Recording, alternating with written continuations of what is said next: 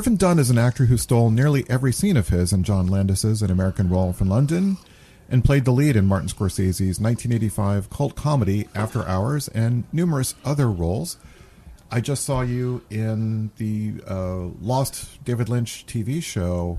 Oh my God! Hotel. You were in the middle episode, not directed by him, but yeah, I was blown away by this sort of Lost TV.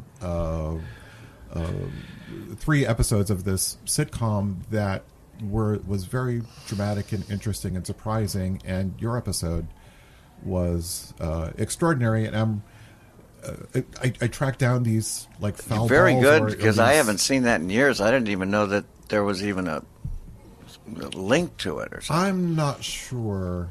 I was legally supposed to be able to buy it, but I did buy it, and I felt rewarded for watching it. I'm not good at just reading a simple bio. You're also a film director and producer in 2017. Your extraordinary documentary, The Center of Walnut Hole, told the life story of your aunt, Joan Didion, and I found that really moving. Joan Didion, 2 or 3 generations ahead of me, and I feel like I was never in sync with her writing, and that gave me the right reason to lock in. So I thought that was extraordinary. Thank you. That was what I was hoping. And now the author of this memoir, The Friday Afternoon Club, a family memoir, which is, dear listeners, one hell of a read. His father was the film producer and later on writer, Dominick Dunne.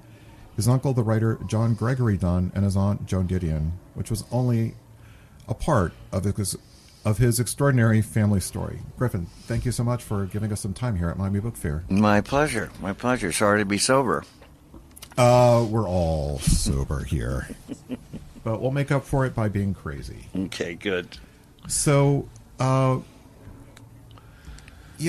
remember thinking, you've had a distinguished career as an actor and also as a producer and director. And one of the things I love about your career is early on you decided, okay, if I wait for Hollywood to just recognize my talent and genius, then I will wither on the vine. So I better become a producer and actually generate creatively work that I can be in so that I'm not simply waiting for Hollywood to be sane. But I remember thinking also, why a family memoir? And then, experiencing the book, I thought, his family, of course, his family story is so extraordinary. And I imagine also putting all of this together must have been part of the interest and excitement of writing the memoir, since your family didn't tell all these stories necessarily, and that a lot of this information came out in wildly different times. So can you talk a little bit about the impulse to write this as a family memoir and how that played out as you were working on the book? Sure. I always knew the title of the book. I knew the subtitle of the book was a family memoir. The actual title, Friday Afternoon Club, came to me much later. And you're right. There are sections of the story that maybe people had known, but not all of it was all put together, and particularly from my point of view. And I recognized for a long time that not just my immediate family, but the previous generations had led pretty wild lives themselves.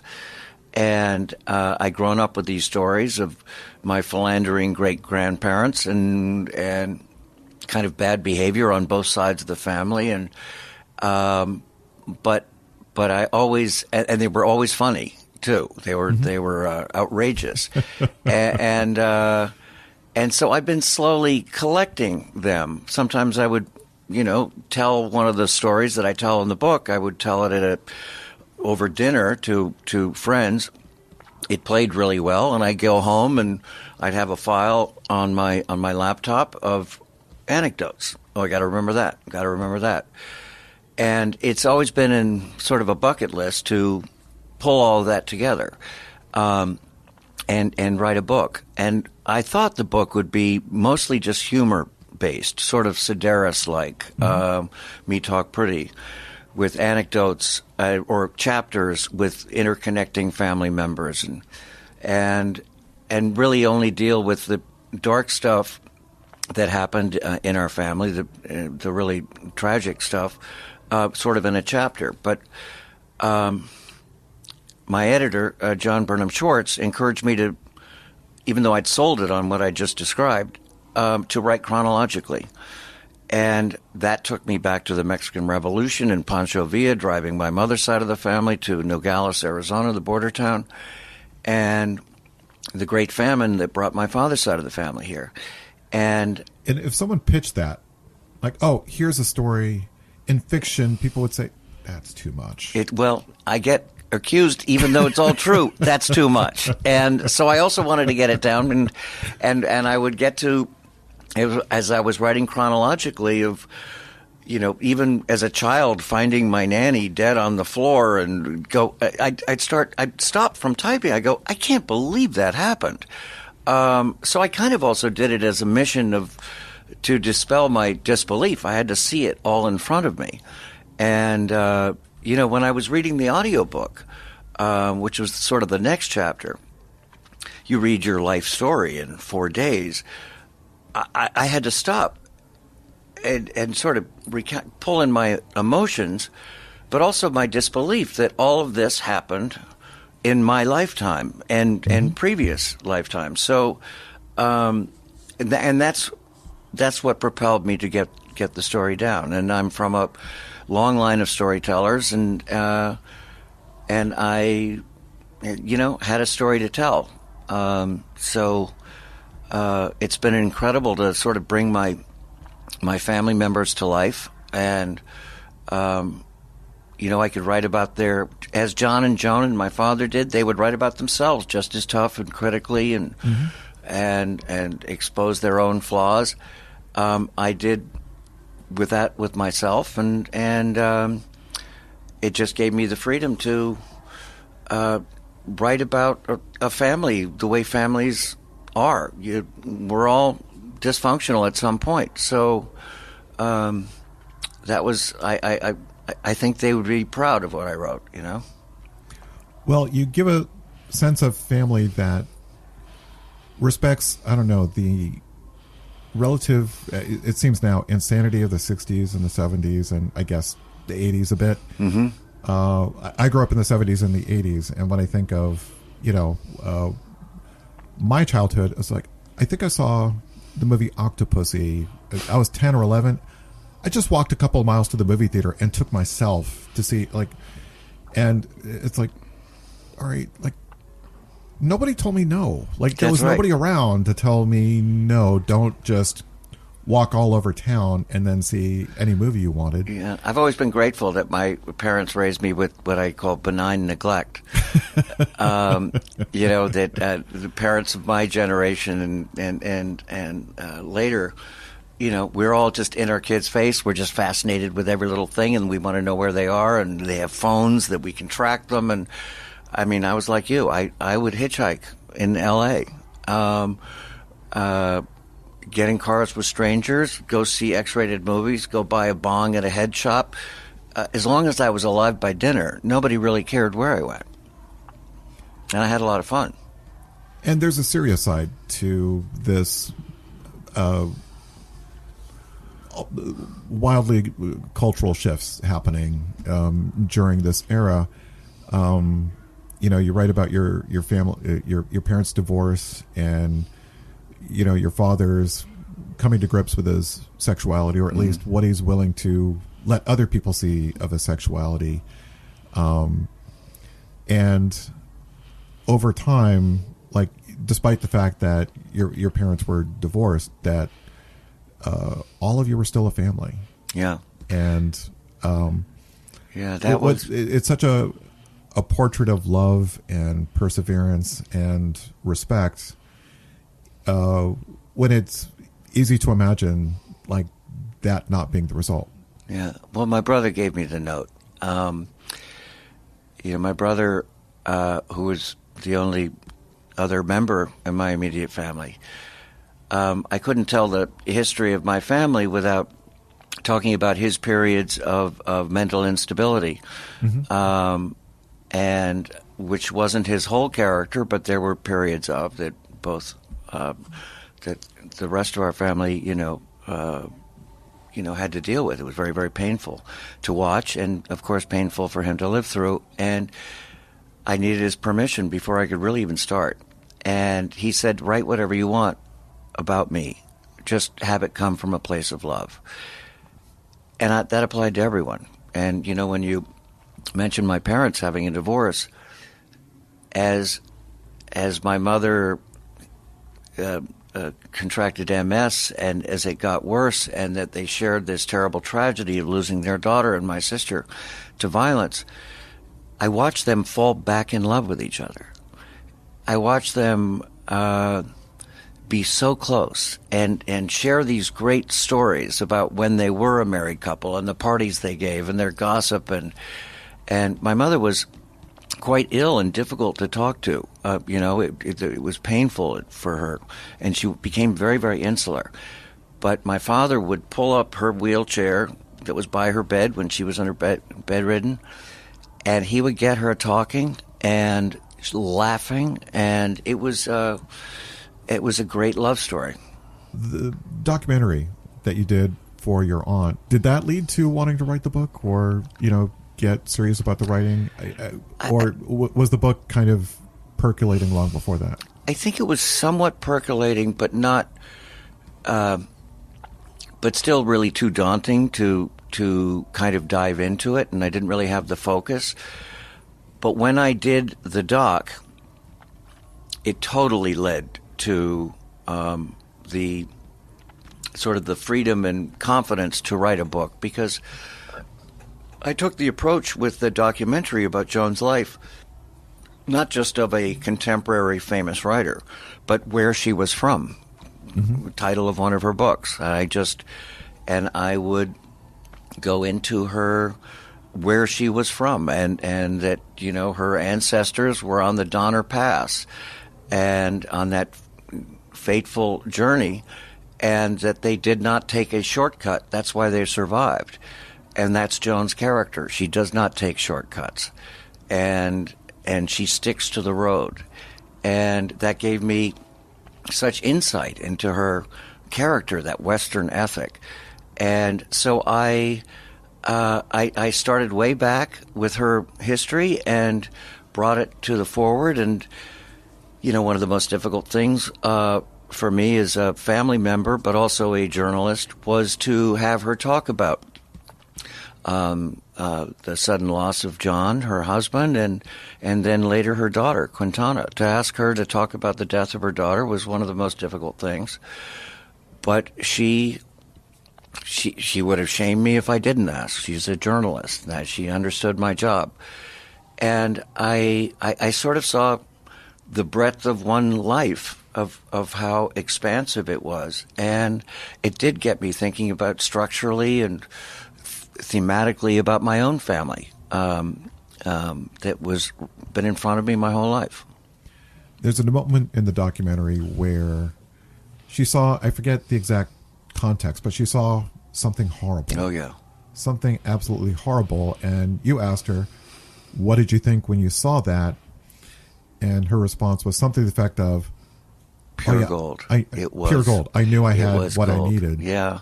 She was looking at a child who had been dosed, 5-year-old little girl had been dosed with LSD.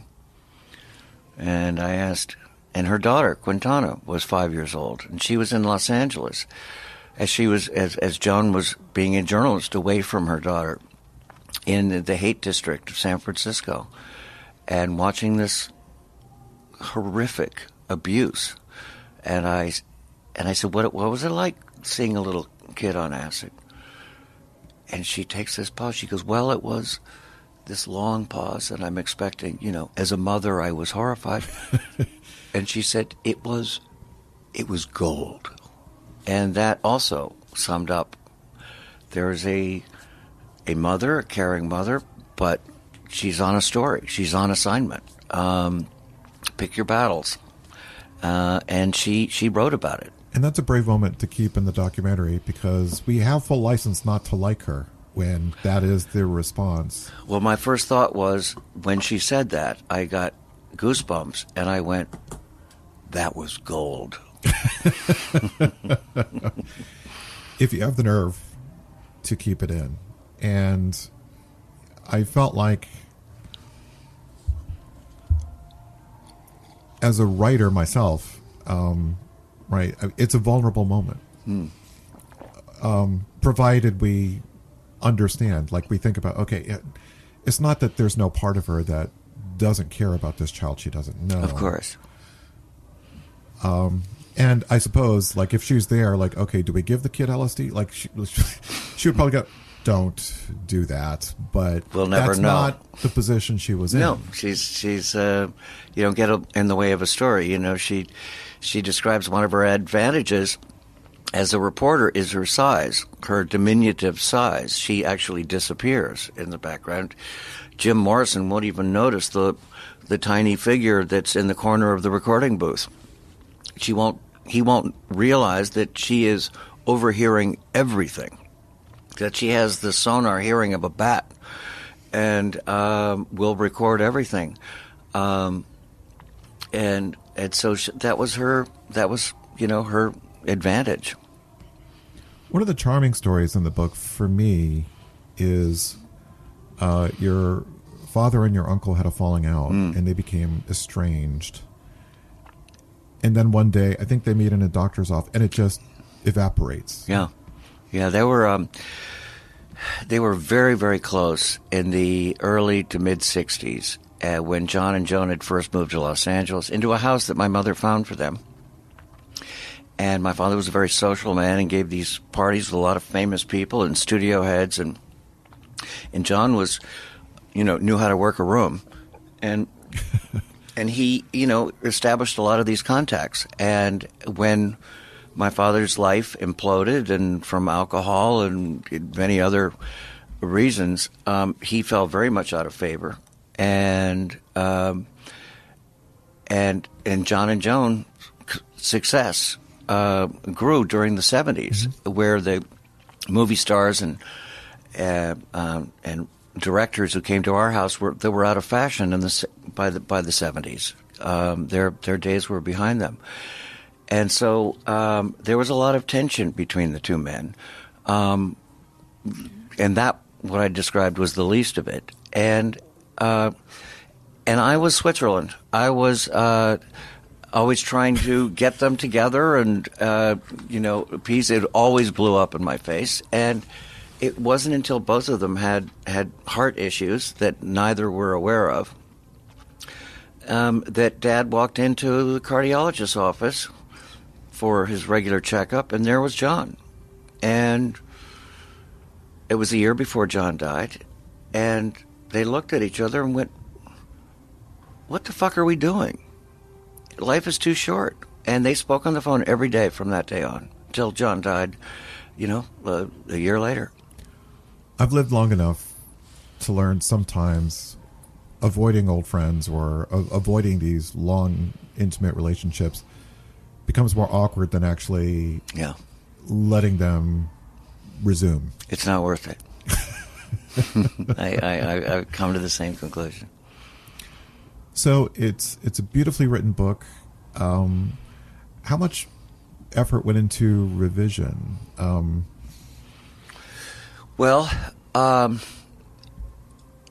don't know that I will have this experience on whatever I write for my second book. And I've noticed as both an actor and a director, the best things have usually come from the very first work. Like, I didn't know what to expect when I was in After Hours, and how that movie came together so quickly. And when I directed, every cast member fell into place because I didn't know what to be afraid of. So in my case, in this book, it was compulsive. I could not stop writing it. I could not, and it just sort of flowed. And when I was acting on a set, when they turned the camera around, I would race back to my dressing room and I'd pick up in the middle of a sentence.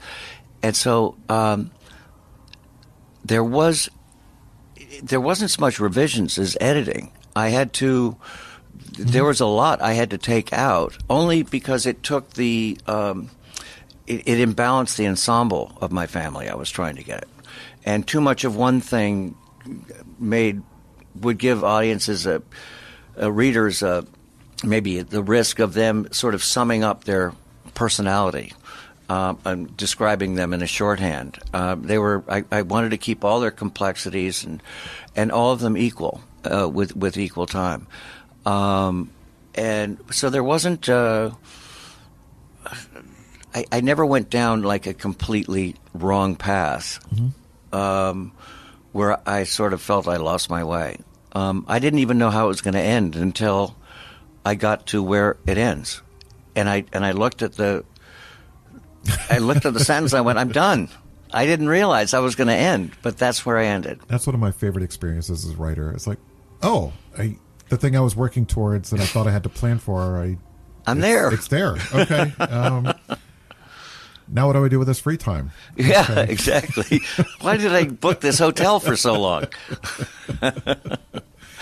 Well, it's an extraordinary memoir, and I look forward to whatever the next book's going to be, because this was an extraordinary ride, and I feel like as an actor, I have an incomplete sense of what your career is and what your life has been like and what your family's life has been like, and yet so many of them have been around me and important to American culture. And it turns out, the sort of constellation points that I know about, they're only the beginning. Well, so thank you so much. Thank you so much, John. Lovely talking.